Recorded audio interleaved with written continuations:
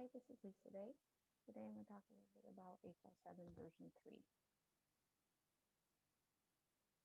First, I'd like to start though by understanding why do we need HL7? What do we use it for? So computer systems used for health data, they do not all speak the same language. If the information passed between these systems may be transferred incorrectly, it might end up looking incorrectly. It might end up in the wrong part of the receiving system. So HL7 allows for health data to be transferred between disparate systems without losing the integrity of the data. What exactly is HL7? It's called Health Level 7 International, and it's a not-for-profit organization. The goal of it was to develop the foundation ANSI accredited standards for the purpose of exchange, integration, sharing, and retrieval of electronic health information from HL7.org.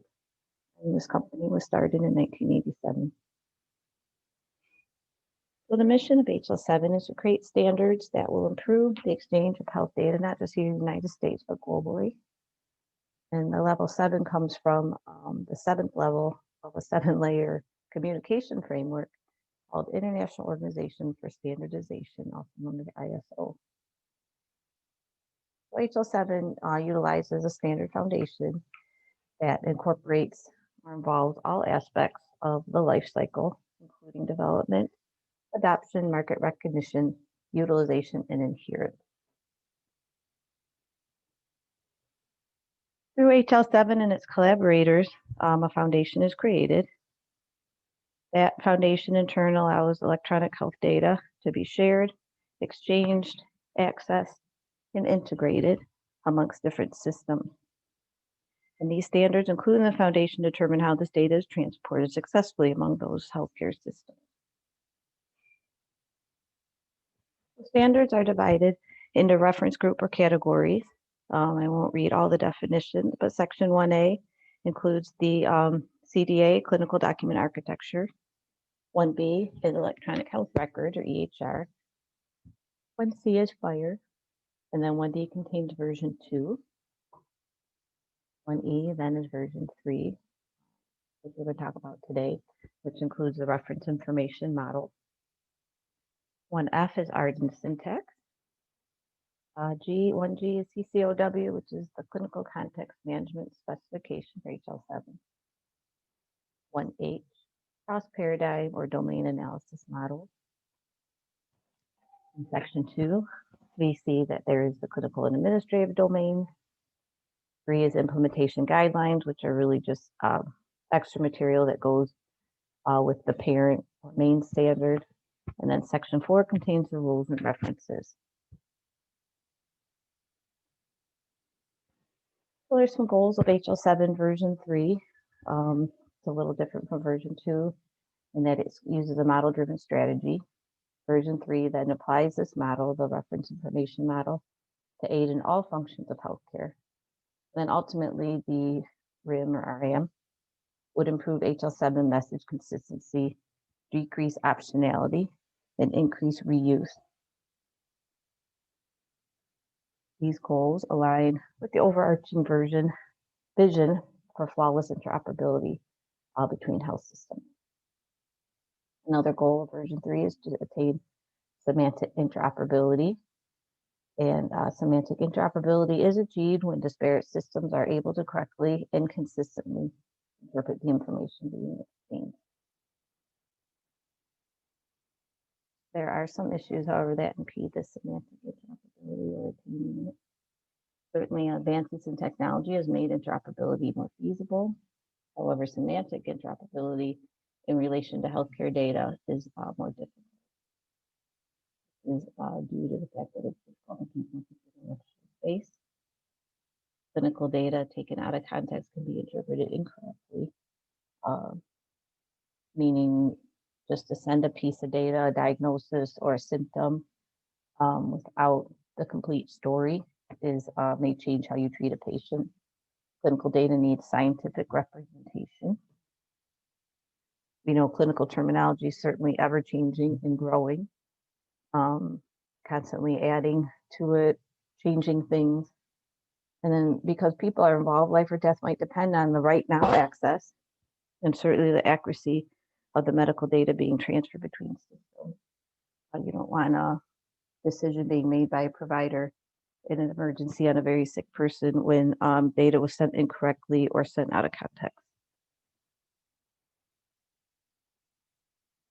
So how can we achieve semantic interoperability despite those obstacles? Models are at the core, and then successful semantic interoperability involves a transfer of data between systems without losing the meaning of the data. And then version 3, create a set of models that would be reliable as time passes. The foundation of version 3 includes the expectation that it's built on some common models. These 3 core models were developed with the HL7 community, and they include the HL7 reference information model, abstract data model, vocabulary model. Today we're going to talk a little more about the RAM. So the 3 models, those core models on the previous slide, make up what is called the version 3 reference platform. And that's defined by HL7 as the combination of the HL7 reference information model, the data types model used to type the attributes of the RAM classes, and the controlling vocabulary that provides values for any RAM attribute or data type component whose data type is coded simple. All HL7 conformant derived models shall have these 3 models at the root of their derivation tree. So what are some of the qualities defined by HL7 that apply to successful models? It's definitive. This is for the purpose of creating core semantics, data elements must be totally mapped or defined. Technology independent, must be able to support several different types of technology. As we know, health organizations utilize very different ones at a time. Broadly adaptable. So again, HL7 always looks globally, just for a small subset of people to be able to use this organization globally. Abstract and specializable, so it must be able to grow without a complete rework as time goes on. Able to be refined by constraint, so it has to be able to permit a universal type model. And then what HL7 calls plug and play substitute. So we know reuse, again, is one of those foundation goals. So reuse is important to the design and creation of any new model. So what exactly is the reference information model? It's a visual model of HL7 clinical information. It displays a life cycle of the message or groups of messages being transmitted. Because it crosses all domains, each domain will use the RAM or RIM to generate their messages, and the standard is accepted by ANSI. And currently the HL7 CDA or clinical document architecture is built using this version 3 RIM. So specific to this version 3 model, what is the purpose of it or goal? It was created to fix issues known with HL7 version 2. It uses the reference information model as its foundation.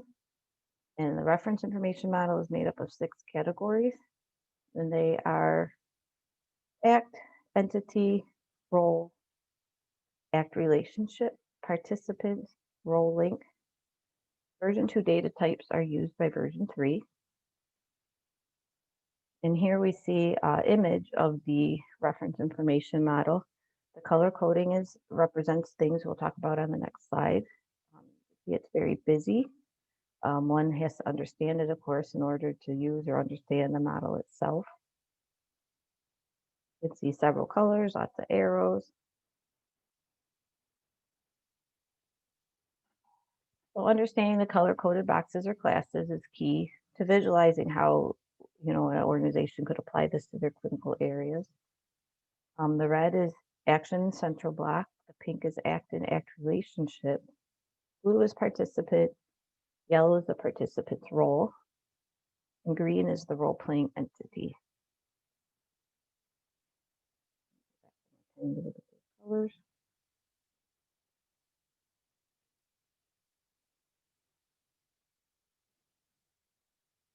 And I found on this website a use case, HL7's website, a use case for using the model.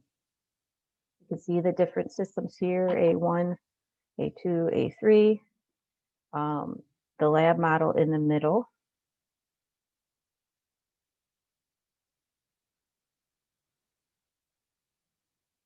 So if we look at the previous slide, this model is showing the development of a lab standard model. The lab model can then be used by other sites. So more hospitals or clinics within the same healthcare system. They probably don't necessarily have to be in the same healthcare system, but if A4 came on board, A5, a C4 lab, a C5 lab, article talked briefly about radiology. Um, if you wanted to bring a radiology system on board, you would simply use that model, and the systems would add their information to it. So instead of another model, radiology model, you would simply add radiology information into this existing model, and other systems could then connect and begin to share information. So that is a little bit about version 3. Its goal is to use the reference information model to improve and fix issues known with version 2. Thank you.